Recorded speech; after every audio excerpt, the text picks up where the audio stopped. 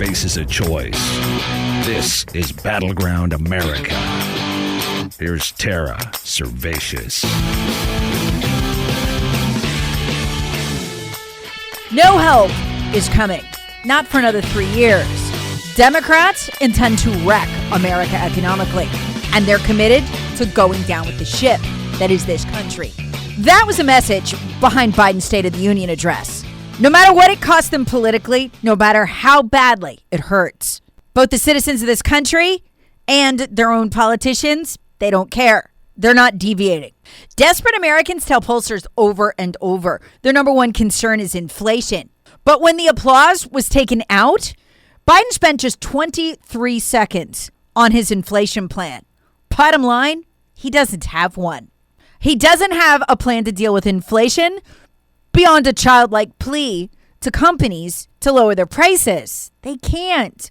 They're experiencing inflation too when they buy the goods to make the stuff we consume. It was something a third grade class would come up with to deal with inflation. And it was Biden's only plan. Here's Biden's inflation strategy in the State of the Union in its entirety. You have a choice. One way to fight inflation is to drive down wages and make Americans poorer. I think I have a better idea to fight inflation. Lower your costs, not your wages. That means make more cars and semiconductors in America, more infrastructure and innovation in America, more goods moving faster and cheaper in America. Beyond that, the only way he said he'd fight inflation was by lowering prescription drug costs, but he didn't say how. What does this mean? We're on our own for the next 3 years. No help is coming. Yes, Republicans might take back the House and the Senate, but it won't matter. With Joe like a rock around Americans' necks economically in the White House. Unless Republicans win 60 votes in the Senate, which is what it'll take, this doesn't change. They don't have a veto-proof majority.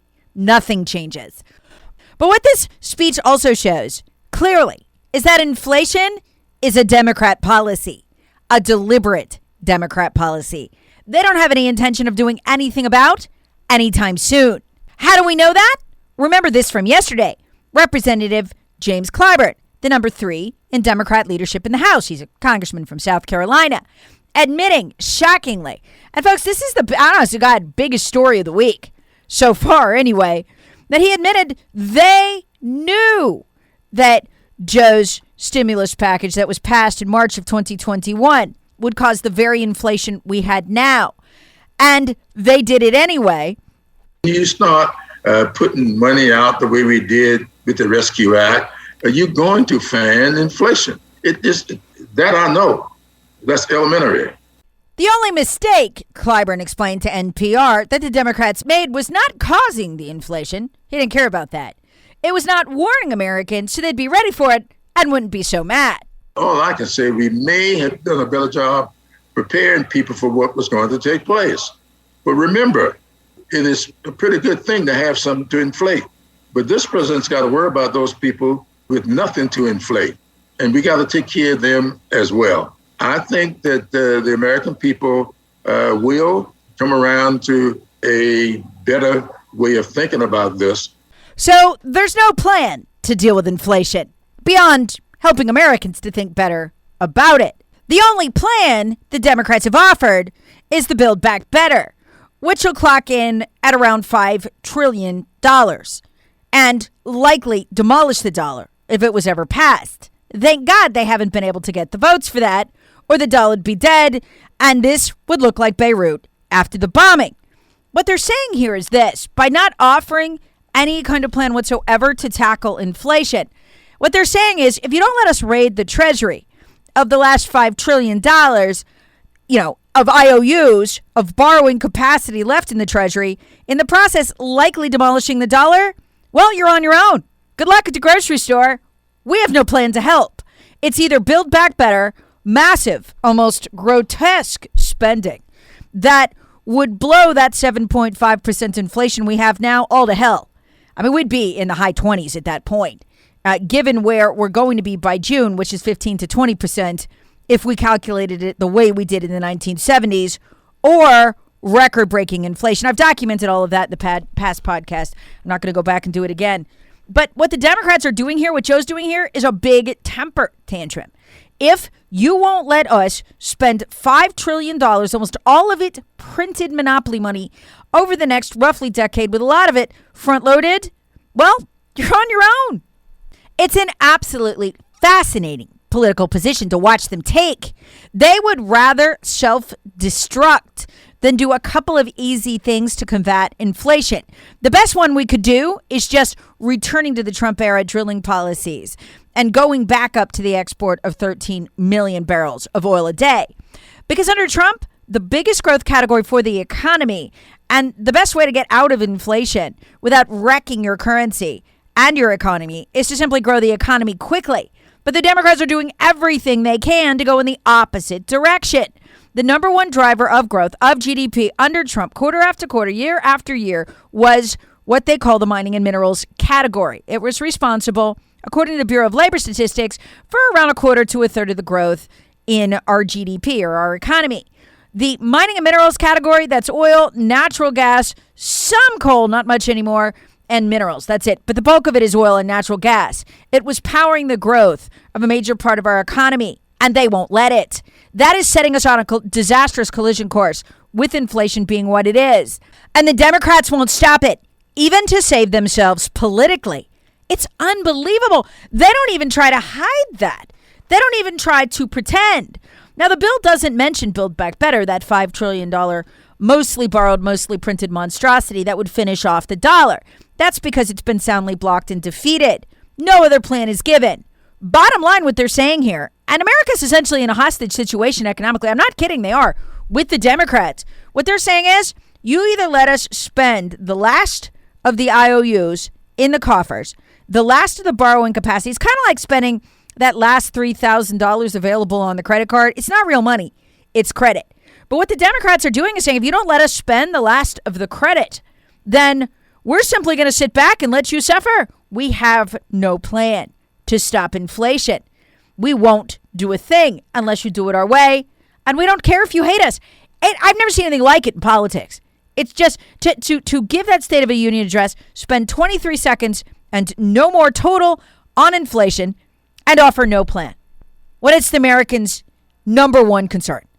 There's just no words for it. It doesn't have political precedent. It doesn't.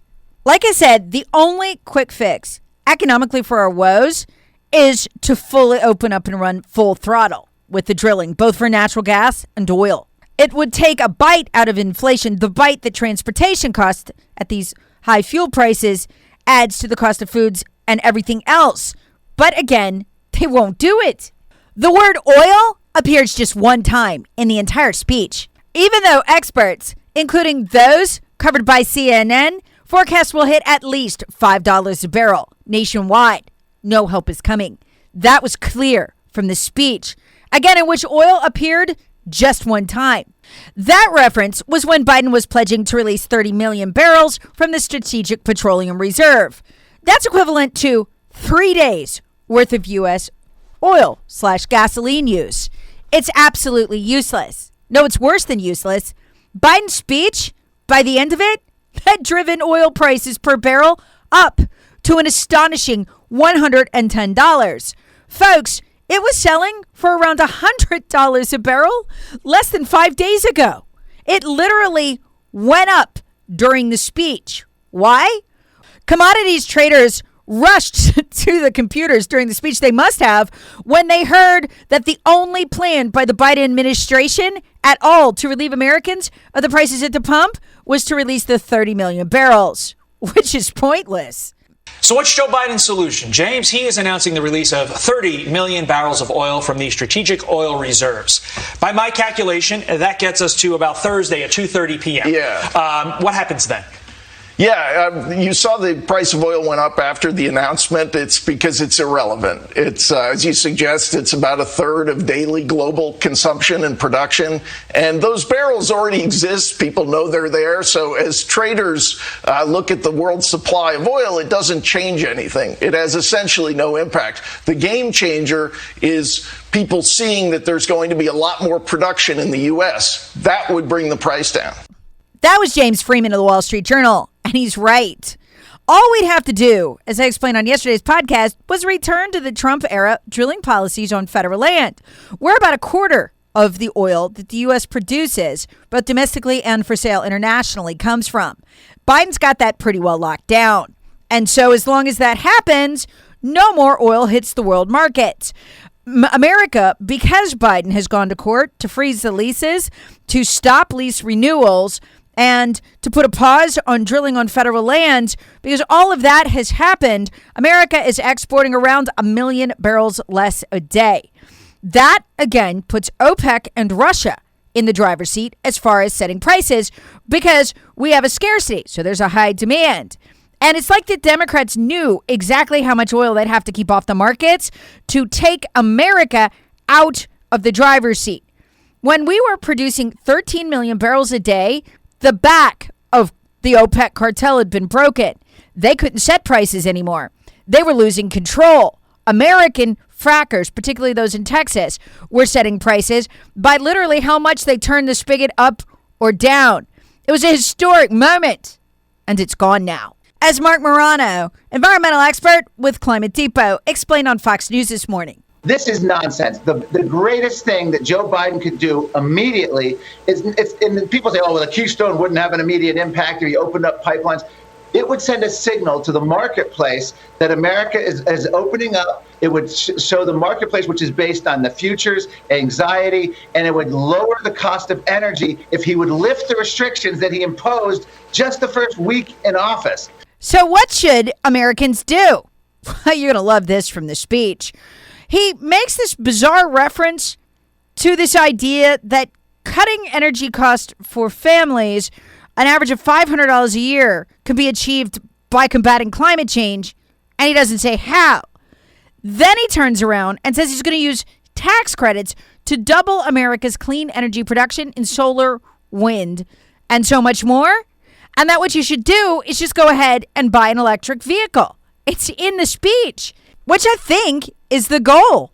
Just make Americans so desperate that they're willing to pay the average $56,437 price of a new electric car. But even a quick internet search will show you that won't work. Here's why. To have an all-electric vehicle fleet, Elon Musk, who has extensively studied the issue, understandably, he makes electric vehicles, has said to run an all-electric vehicle fleet in the United States of America would require doubling our energy production. But what did Joe promise in the speech? He promised to double renewable energy production using tax credits. Well, the problem is only nationwide 20% of our total energy comes from renewables. So you could double that and you wouldn't get anywhere near where you'd need to be to run the whole fleet off of electric vehicles and energy you plug in. Bottom line, the math here no way, no how works, but it doesn't matter. They're on a collision course to bankrupt Americans trying to get there, and to hell with the vehicles actually being able to run because there's not enough energy for it in the grid once we're all electric. Bottom line, the cost of moving in a car is going to go through the roof. It's not an accident. It's the plan. And if we do put oil in our car, by God, it'd be better if it was Russian than if it was American. That's right, because he didn't say a thing after going off on Russia about the $70 million a day we send Russia for the fuel we buy, or the fact that it's gone up 20%, the amount of fuel we're buying, we're at an all-time high, from Russia in the last year. Not even mentioned. He has no plans to desist. But what about the secret plan that White House spokesperson Circleback Psaki told us about earlier in the week? You know, the one that's going to lower Americans' energy prices? Can we expect a more detailed explanation from the White House about how it would plan to bring down energy prices? A lot of what's happening right now is sensitive. It includes conversations with foreign counterparts and other major large global suppliers. And the president is continuing to consider options. So I expect we'll have more to tell you when any decisions are made. I, for one, was hoping to hear more details of this secret energy price reducing plan that's going to save me $500 a year in the State of the Union. That explanation never came. Know why? There is none. The emperor has no clothes. Beyond bankrupting America through inflation, degradation of the dollar, and soaring energy prices. And that is what Joe Biden said in the State of the Union address by not saying anything at all.